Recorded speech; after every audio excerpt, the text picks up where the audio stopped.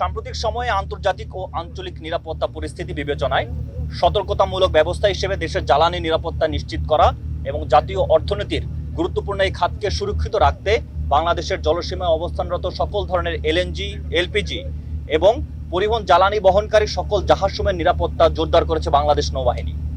এ প্রেক্ষিতে নৌবাহিনীর যুদ্ধজাহাজ ও দ্রুতগামী বোট মোতায়েনের পাশাপাশি মেরিটাইম প্যাট্রোল এয়ারক্রাফট ও হেলিকপ্টারের মাধ্যমে নজরদারি কার্যক্রম চলমান রয়েছে।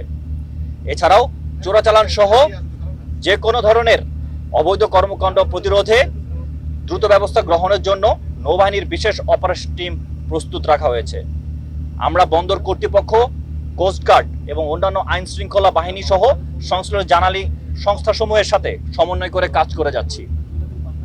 এর ফলে জ্বালানিবাহী জাহাজসমূহের নিরাপদ চলাচল, নোঙ্গর করা সহ বন্দরে প্রবেশ ও বহির্গমন নিশ্চিত করা সম্ভব হচ্ছে। ভবিষ্যতেও বাংলাদেশ নৌবাহিনী দেশের সামুদ্রিক নিরাপত্তা ও অর্থনৈতিক স্বার্থ রক্ষার জন্য সর্বদা সতর্কতা এবং পেশাদারিত্বের সাথে দায়িত্ব পালন করবে।